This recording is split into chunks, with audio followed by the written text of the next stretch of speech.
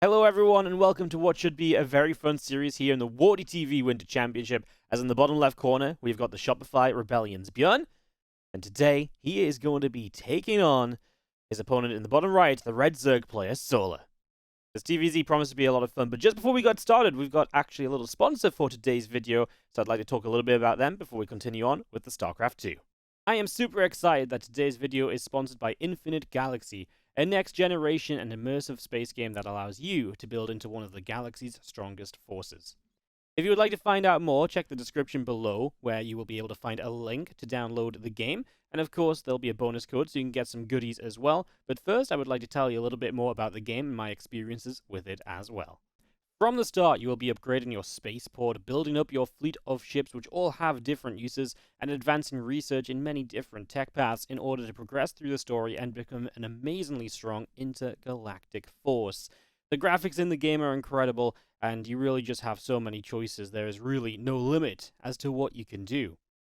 The sheer vastness of this game is incredible, and not only in the strategic choices you can make, but also in its size. You can team up with others to help fend off opposition from other galaxies, as well as to help in each other's progression in the game, taking on new challenges such as taking over new star clusters and expanding your empire, which is oh so important when the galaxy is so vast, so large, and there is just so much to be doing.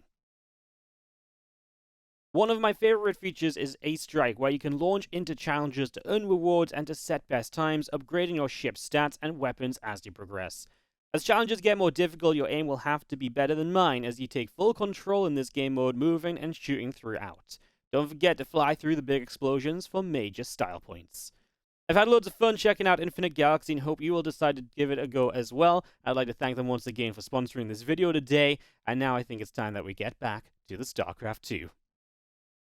Alright, so best of three, that basically decides second place versus third place in the group. Both players will advance through to the playoffs, but it just depends on who they will play in the playoffs. Honestly, I actually don't think it's a huge deal. But at the time of playing this, they didn't necessarily know that was the case. They could have potentially still been fighting for first in the group as well, potentially based on map scores and what happened with True versus Cure. You know, if True had somehow pulled off an upset, then maybe there's a possibility that it goes the other way, and yada yada yada, etc, etc, etc. So, you know, that's the benefit of these matches being played at the same time, and that, you know, obviously this is a replay. It's the benefit of the match being played at the same time a little bit earlier on. It really does go a long way to just basically let us say, hey, look, there's, you know, basically we get to have, you know, the players absolutely not 100% sure of the situation in the group, and it just means there's no way anybody is just like, oh, I don't care, whatever. Whoever I play in the playoffs is fine, because they could have still been potentially fighting for the, you know, bye through the round of 6 and starting in the round of 4. As ByuN already played Keen, Keen didn't show up today. No Keen today. All of the Keen games were cancelled. It's just a 4-player group. We got the news of that just a little bit too late to really replace with anyone as well. We could have replaced someone. I think Hero was there and ready to stand in, but I didn't want to like switch up players on people last second. And you know, the first match was already meant to have been played, so it would have delayed everything else, you know. And I didn't want to throw a super off schedule or anything. So yeah, just something to mention there.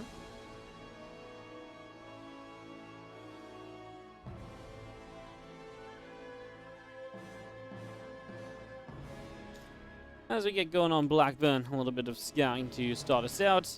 And just going to be seeing our Reaper moving around. He's going to get up the ramp. He is going to put the block on the third base. This is super popular on Blackburn compared to pretty much every other map, simply because on this map, it really is very bad, because you don't really have an alternate third base. If you take the other third base, you're basically expanding toward the Terran player.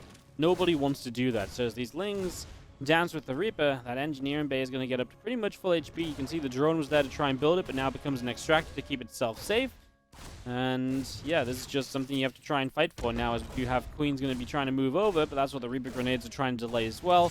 And again, it's going to take a while until that an engineering bay gets cleaned out, and until this is really just good to go again. So not an ideal situation, as the Reaper, taking a few more shots, does come around the right-hand side, is just about going to get to live.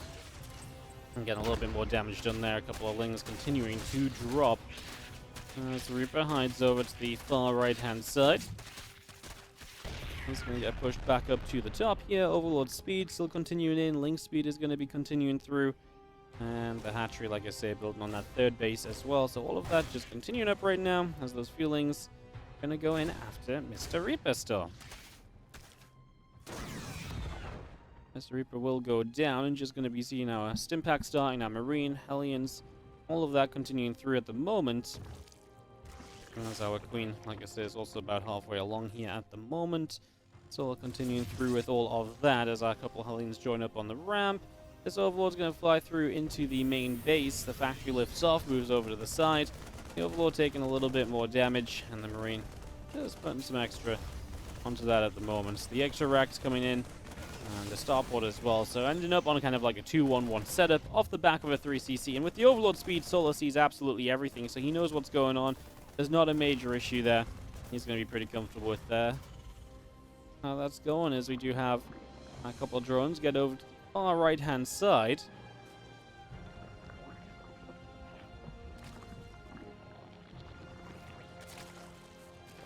The drones are going to return some minerals over to the natural expansion, turn themselves back over to the third base.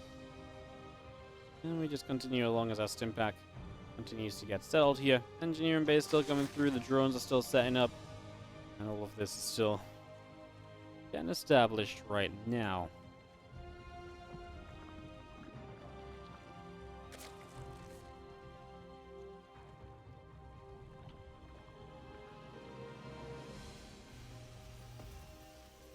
SCVs just mining away. Going to be seeing another refinery dropping down off to the sides. Just getting that down. Again, melee upgrades versus, bio upgrades, pretty similar. There's going to be a later layer from Solar, so that's a factor as well. Always keep that in mind. That later layer does mean you're not going to be having the scaling speed as quickly, so you are kind of relying on just kind of a higher count of units with those melee upgrades to be able to push back and to fight back initially.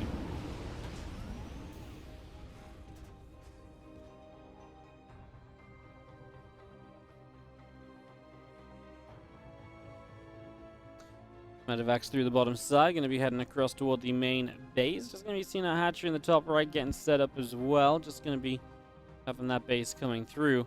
So base number 4 from Soul on the way up. Does not go for the gold, so maybe a little bit afraid of the pressure that ByuN would apply behind that gold base if he was to try and take it. That is a factor on this map, right? That gold base is one you usually expect to be seen, seen to be taken. So, there's definitely a factor that he says, I'm not 100% sure about that.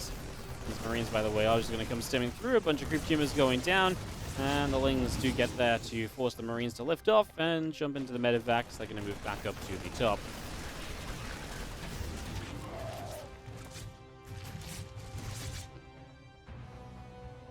There's going to be seeing our melee upgrades.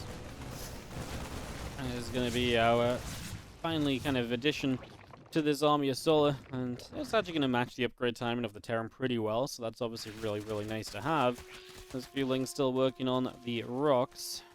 The Marines move forward, the Overlord will go down, Marines left back into the medevacs, and the Lingbane's still in the upper right-hand side to figure out what it wants to do, as these Marines sit behind the gold, and they are going to be there pretty much immediately to turn the Lings away.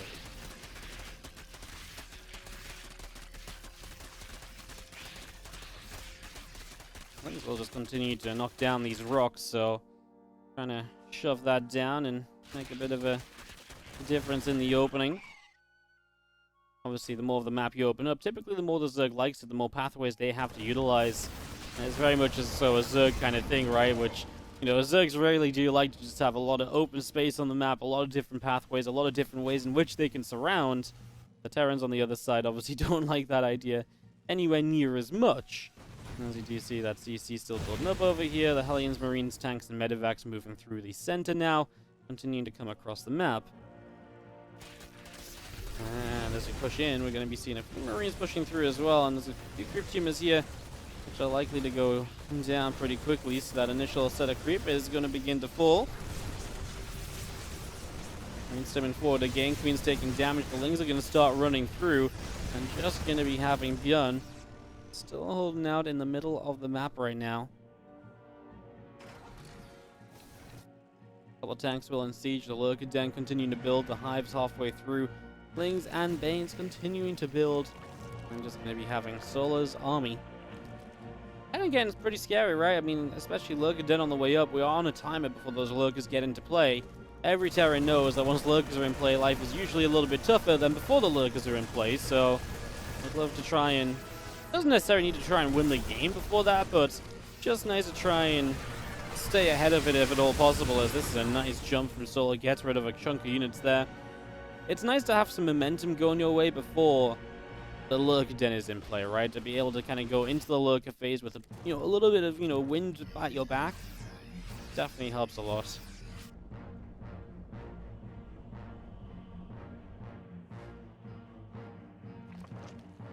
A lot of Ling Bane on the bottom. So all joined up. It's a mass of it at the moment. 2-2 is very late from ByuN. Upgrades were once upon a time very evened out, but ByuN again is 2-2 for a while is definitely going to hurt him here. Definitely going to put him into a little bit of a tricky position. No doubt about that. The Marines going through, the tanks going through. A couple tanks will siege, our Marines in the center will stem, and just going to be seeing our Lings coming forward here. Going to look to jump on top of those couple siege tanks. It's just coming forward for this. The Marines loading into medevacs, and the other Marines on the left side pulling back a little bit as well. Marine and a Marauder pressing through from ByuN. Trying to see what's going on. As the Lings come in, they're able to get a Marine kill and go from there.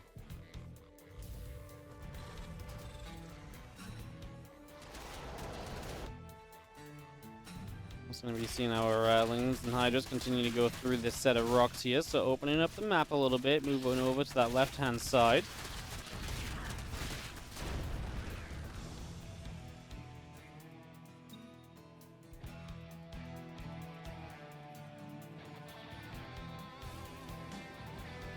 This Bio Army is continuing to spread out at the moment. A lot of Ling Bane into the middle of the map, and just going to be seeing the Hydras, the Vipers continuing to set up. And we're going to go running forward. I mean, this is why you knock those rocks down, create this pathway in as well. ByuN's got a lot of units top left right now that are just not in position. The blind clouds are great in the first couple of tanks, but do we need more than those first couple of tanks? Solar supply dips heavily on the back end of this. And we'll start to back it up, and a lot more Lings in reproduction, so you will remax. As ByuN is establishing the gold as his 5th base here as well. So again, his base count has been pretty comfortable throughout as well, not really having any issues at all. Bio stemming forward, a Baneling already going down, the few Lings going to continue to run through as well, and the Hydras and the Queens just continuing across. Bio turns this around, Marines get rid of a few Zerglings already. Just continue to fight, the Ling Bane still coming up, nice little lift up, the medevacs lifting up into the skies there. Just going to be seeing, oh, the Vipers! Both go down, nice catches from ByuN, getting rid of the Vipers. I'm worried for ByuN that it feels like he's just not going to be able to remax, though, because he's losing a few units at the moment. If Solar is remaxed, which he is, and he's already got Banes ready to go, doesn't have to wait for anything to morph, this attack could be deadly. ByuN isn't really ready to receive it. Tanks on siege, the Plan B Fortress at the very least is going down, and these Banes are still leading the charge into this entire Bio force. There's plenty of Lings to swarm this tank line. Can we get far enough forward? Can they get rid of it? The Hydras are coming in behind it. A few extra Banes to keep forcing the Bio units away. And, well, still just Lings and Hydras to try and follow up at the end. Is it going to be enough to take this all down? Yes, it is. Solar is just going to get the job done, and he will win game 1 of this best of 3. I think just a moment there where ByuN just didn't really trade as well as maybe he needed to, as well as he could have done, and that was quite costly because he just didn't have the time to rebuild. Solar was maxed out. He was ready to go.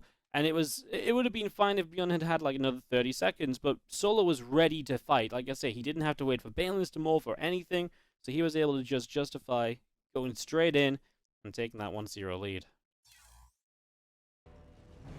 In the 1-0 lead in the top right, the red Zerg player from Kaiser Gaming is Solar, taking on the blue Terran in the bottom left from the Shopify Rebellion. We do have ByuN.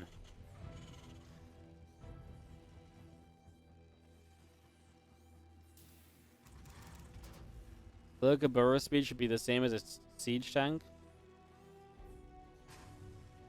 But do you know? Okay, I've been reading this a little bit. I just want to address it quickly. But like, you guys realize how bad lurkers are before their upgrades? And what's the speed of a lurker burrowing before it has the upgrade?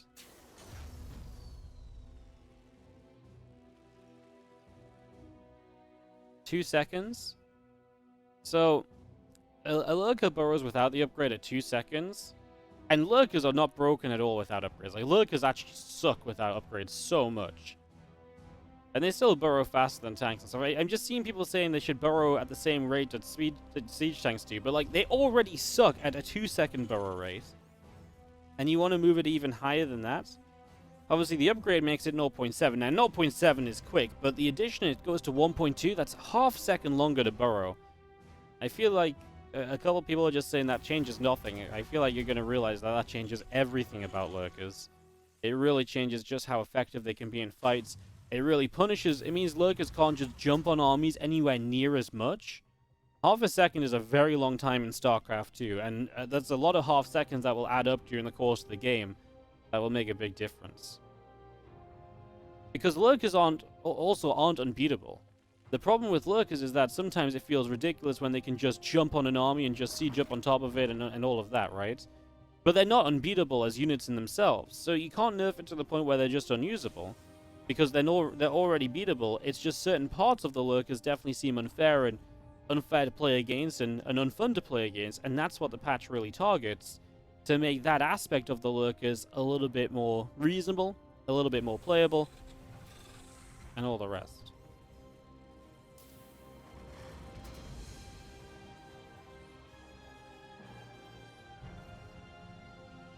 So yeah, I really don't think I really think the lurker change is a pretty significant one. I think like I say, like, there's going to be games where lurkers still look great, but there's going to be a lot of those little scenarios where they just can't be as good as they used to be. And I feel like that will. And like I say, I don't even think overall, like, I would, I'm a Terran player at heart, and I would never say that I felt lurkers were OP, but I did feel like there was moments in which it felt like a lurker army was just unreasonably good. And I feel like that's the moments that have been taken away a little bit. So we'll see. Like I say, guys, these, I've been telling you guys the last few days, these patch changes have obviously been decided by pro players. This is very much so a culmination of pro players putting in their insights, putting in their thoughts, and kind of coming to an agreement on tweaks that would improve the game overall. And so that's what the pros have decided on. This hasn't just been like some random number. Like, these guys have been testing games, these guys have been thinking about it, and, going back and forth on it. It's probably one of the best thought out patches we've had in a long time, because there's been so much time to think about what to do. And it's all come from pro players. Now, as always, the meta shift. You change little things in the game and the meta game will shift. And that's something that even the pro players can't account for. They don't know necessarily what builds will suddenly be super viable, and then what else becomes viable because of that, or what becomes unviable. What I do think these changes approach to do very well is they make the game a little bit more fun to play. They take away a lot of the instantaneous game-ending moments, and they give a little bit more, leniency there. And they mostly just improve on frustrating aspects of the game. And obviously, there's a pretty big target towards PvZ. And I think that's a very good starting point. Then you see where the meta shifts, and then you see what tweaks need making after that. Because I think StarCraft 2 is in a state where we just need to work with tweaks and tweaking things rather than overarching changes, and that's very much so what this patch is laying the foundation for. It'll be fun to see exactly how it turns out, of course. And you do see these Hellions moving through, and a few drones will actually take a beating. Uh-oh. ByuN getting in for some serious early game damage. Man, I feel like this always happens to Solar. He just isn't ready for a moment or so. He's just not quite where he needs to be, and the next thing you know, boom, his entire mineral line is just gone. It just feels like it happens to Solar all of the freaking time. Am I crazy? Is it just me? Like, I feel like it's always Solar that runs into these specific issues just more often than everyone else, especially, is the issue, right? Like, it just seems like it's always happening to Solar is the problem. It's kind of wild. You see our Hellbats, a few Marines and a Viking here pressing forward, trying to make a difference, trying to get something done at the front as the Queens will come through. Hellbats and Marines gonna get chased back a little bit. Gonna try and capitalize on top of those workers he's already killed, but not able to do too much here. But he also retains these units, and that's really cool, because a lot of the time when you run in with Hellbats, they all die. The fact they stay alive obviously gives them a lot more potential and a lot more possibility moving into the next phase of the game. They're still around, you still have a few Hellions available to you, and that's really neat. So, nice that he didn't just run in and lose everything. But nice from Solo to be able to defend and at least survive on the back of already having taken a little bit of damage.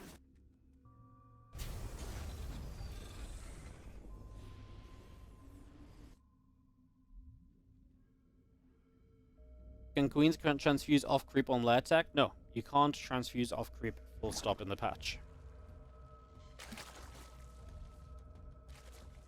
Now that of course doesn't mean the Queens can't be aggressive across the map, because you know they improved the Nidus to have better starting creep, so you have a little bit of creep, so when the Queen pops out of a Nidus it can transfuse straight away. At least like the initial Queen. That change is mostly made so the Queens can still transfuse a Nidus if they pop out as the Nidus finishes. And on the other side, the other kind of complication with that is you still have things such as, you know, you can just build a Nidus to set creep up, you can still hatch cancel, build a creep, you can still build, you know, bring overlords and poop creep out.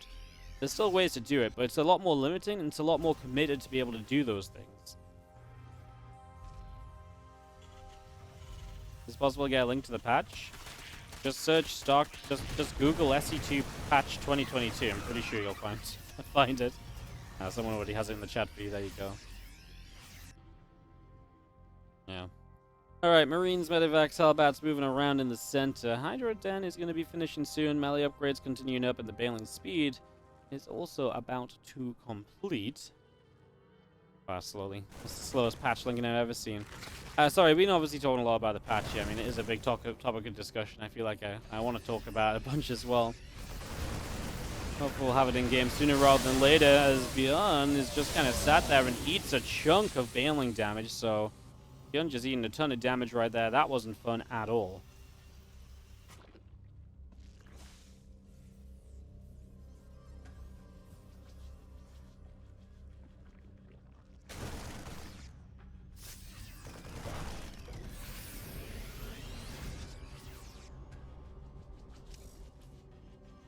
It's going to be seeing our Marines into the center of the map. Infestation pit is about halfway done. A few Marines will unload and a couple of drones already being picked away at. So don't continue to drop here. Still maintains a decent setup in the game. 7 workers down, little army supply lead. In a comfortable position, I'd say, overall.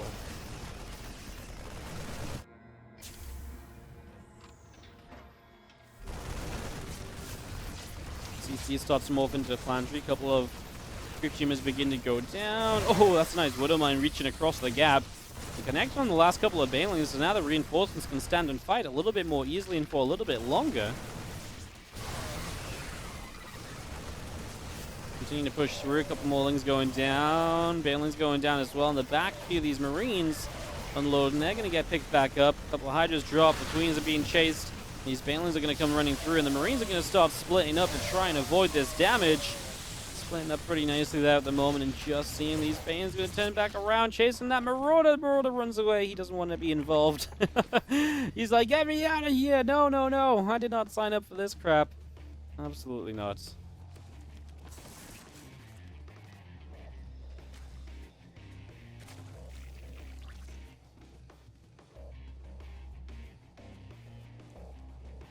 Well, as going to be seen, our 2-2 is not far from completion from ByuN, but it's already done from Solo, so at least he has that on his side. He has got the upgrades at the moment in his favor, so that helps a fair amount, to be fair. It definitely is nice. That's going to be seen our Medivacs loading up. Going to move up the left there. Going to get that going.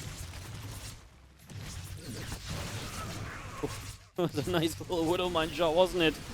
13 drones just go down in an instant, so that really does hurt. Like, that hurts a lot. As you're going to be seeing the Lingbane Hydra still trying to come on through. Chasing this Bio army down. Bio just continues to kite away. Coming back in. The Spore Crawler is kind of getting involved once again. The Muscular Augment's coming up. 2-2 upgrade is still about to complete. And that Spore is going to get rid of the Medivacs. The Medivac will fall.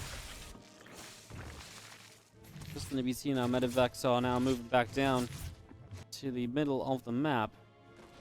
I mean, army supply lead is in ByuN's favor, and if you can keep that going in his favor, that's obviously really good for him. Then you can get a lot done in this game.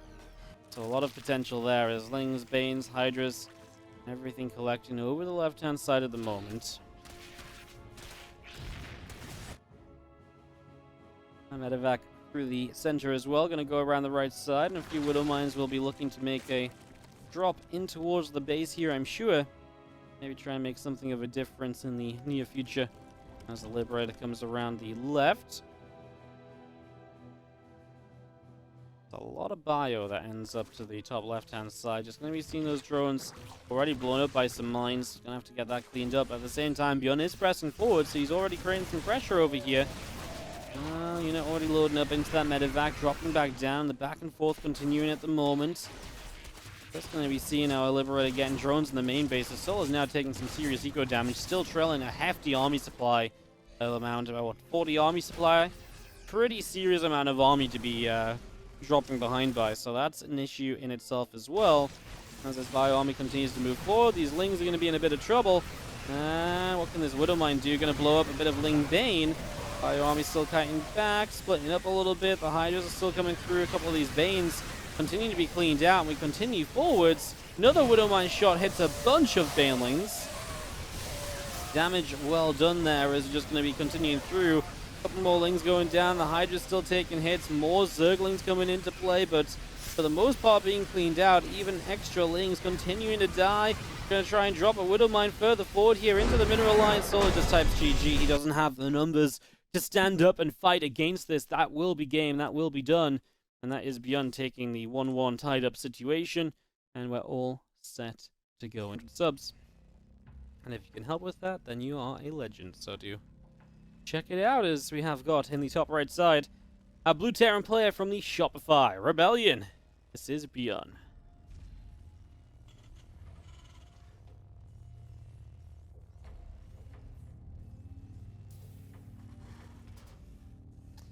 And in the bottom left, our Red Zerg player from Kaiser Gaming is Solar.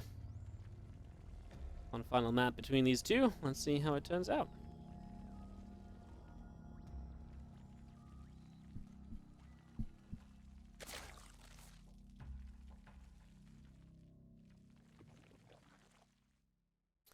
TvZ again winner. Well, both players will advance to the playoffs, which will be played on Thursday, if I'm not mistaken. But obviously, only one will get the better seed into the round of 6. Well, I mean, it's basically a seeding difference of like who you play in the bracket and stuff. So it's not a huge deal. But still, you know, at the time, these guys didn't know if they were potentially still fighting for potential first place in the group and so on. And so far, the games have kind of shown that as well. Feisty, back and forth. Even when you fall behind, sticking in there and trying to hang in as best you can. Definitely no quitter's attitude in this series just yet. Been pretty strong kind of continuation so far.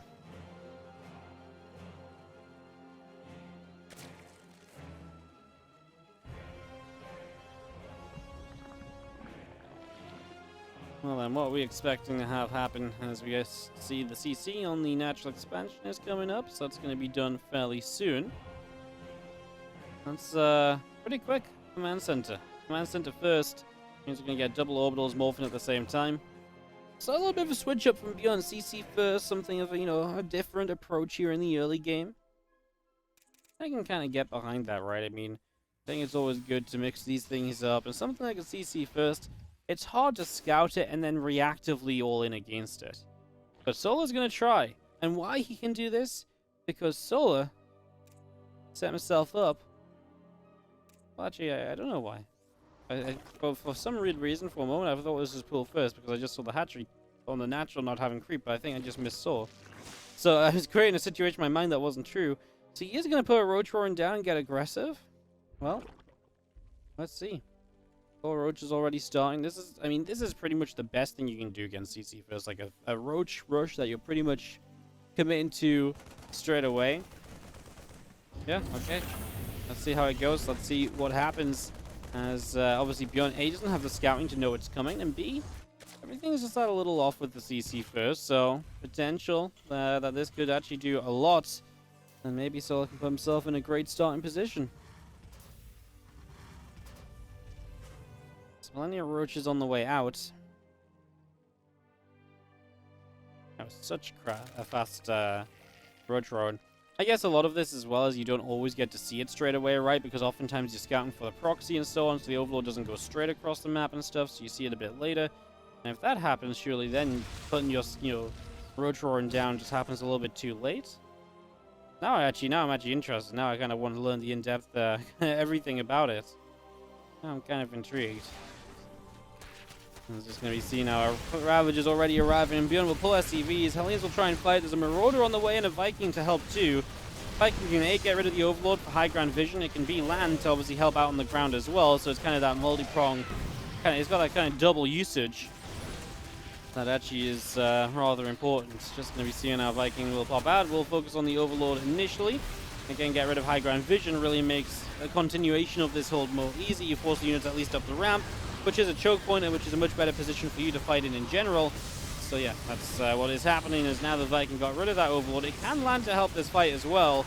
11 SCVs going down from ByuN. Solar beginning to drone behind this, and ByuN is sitting on currently a 5-worker deficit, but I feel like the worst of this is over for now at least. 2 more Ravagers will morph in, so we'll continue to try and harass, but it's going to be a little bit difficult without high ground vision to drop the piles and like depots and so on.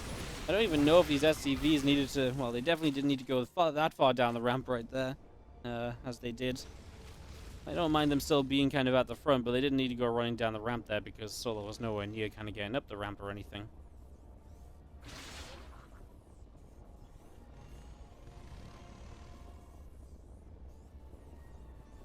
Just seeing our orbital commander is going to turn back around and move towards the natural then, so we'll be landing over there as ByuN. Well, what will he do? He's going to drop the Hellions across the map. I actually kind of like this. In case the Roach Ravager doesn't go home, then obviously you have a lot of potential damage you can do with that, so that's a pretty big deal.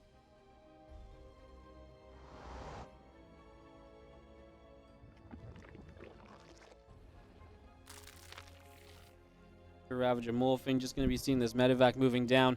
It's going to be aiming for this natural. So actually, going to get in and drones pull, but okay, a couple roasted already. Make it 3. Not a bad start. We'll get a couple of lings as well. No ling speed on those guys. And try and hop into the main base, but now it feels like Solo's already just going to be in position everywhere that he needs to be and isn't going to be caught too off guard. 5 drones have gone down, and that medevac kind of low HP, but just about at the moment able to escape away.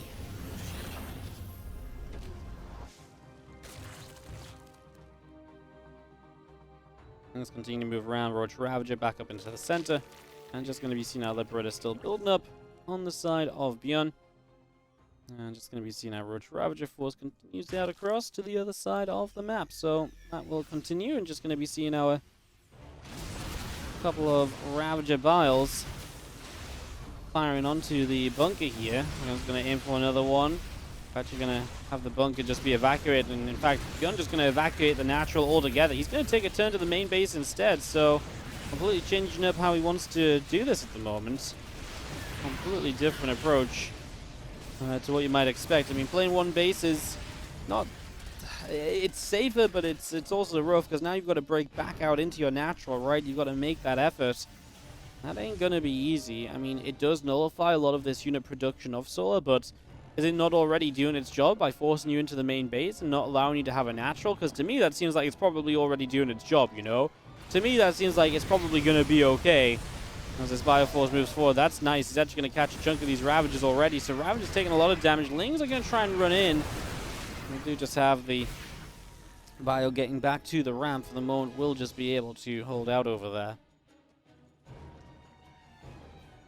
SCC builds on the natural. And again, plenty more drones continuing out at the moment. A couple of evolution chambers continuing into play. And that lair is going to be finished fairly soon as well. In the next few moments.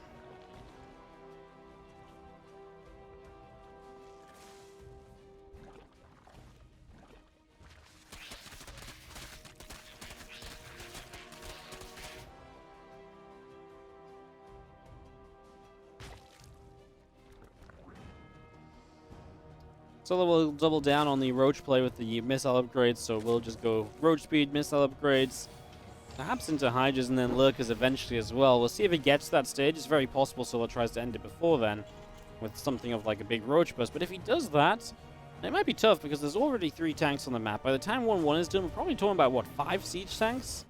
It's going to be a very difficult bust to make as Solo if that's going to be the plan. That ain't going to be easy. 3rd CC is about to be done, morphing into an orbital, and that helps out a lot as well, so that should also go a long way. to aiding you here. As that hatchery drops in on the far left-hand side on the 9 o'clock base.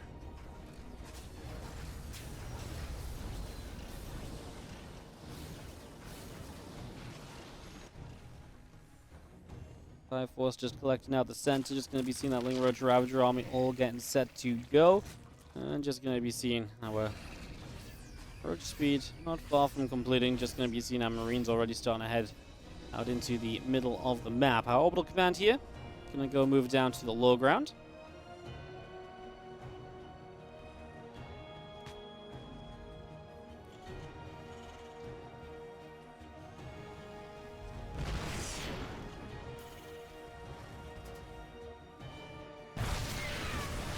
Strategy going to start moving through. Just going to see the Bioforce is going to try and defend. Like I said, there's a lot of tanks here. This attack actually hits a little bit before the 1-1 of the Roaches is ready. So an interesting time to go, but ByuN just does not have the numbers. Her solo just pushing through and has plenty to work with. Although those last few Ravagers getting caught up a bit, and actually will turn around. Okay, well, they ain't all done yet, but definitely seems like we're on the way to having solo just kind of overrun here. No, these few SCVs go down as they pull away from this base. I can't imagine this is going to end up going too well at the end of the day. A few Marines will turn into these Roaches, which are taking a good chunk of damage also. And just going to be seeing our extra Ravagers morphing. I mean, Solo's holding a 50 supply lead. ByuN is unable to mine off the third, and that's the big issue, right? It's like, you know, sometimes a situation like this can be turned around, but if you don't have the right amount of mining, it's just always going to be tough because the Zerg can just outproduce you. SCVs pull in to try and help you hold, and ByuN trying to move forward there to help out, but unable to really achieve too much.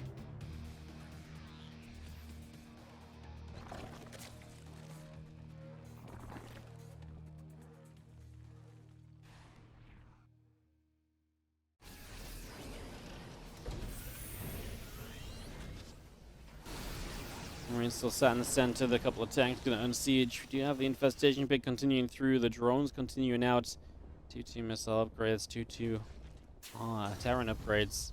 All of that continuing into play at the moment.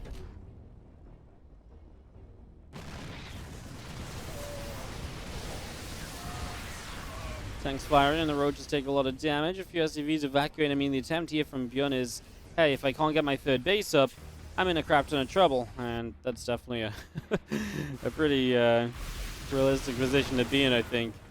I mean, how is he going to get this third base up? Because this is what Solo's army is great at, just being able to outmass ByuN, and he can keep on outbuilding him because obviously the third is not really properly mined from ByuN either. Just taking it slow, letting the corrosive valves do their work, not getting, you know, too overly committed. Now he's going to push forward, believing he has more of a chance. They'll start to battle down the siege tanks. First one dies, the second one on the high ground will go down as well. And while Solo is taking some losses, he's also dealt some reasonable damage overall, and he is going to have these Ravagers chase. They will turn and fight as best they can. A lot of Marines went down in doing so, so it definitely wasn't free damage at the end of the day.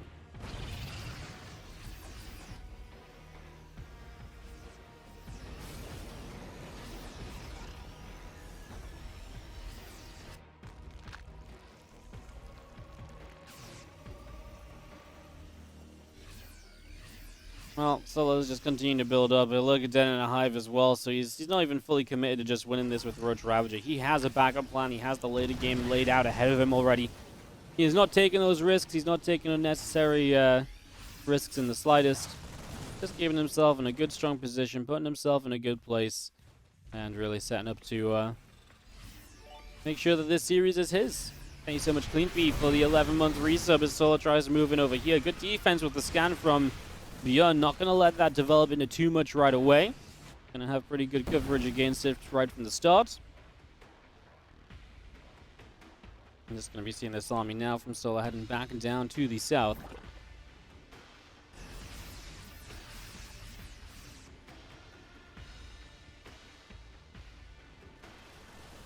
Moving up, a few Roaches in the front are going to be in a little bit of trouble. We are going to be seeing those Marines getting pushed back. Those Ling Roach Ravager comes running forward. There's going to be seeing a few tanks trying to get involved as well. A couple corrosive vials going down, but not doing anything too wild there initially.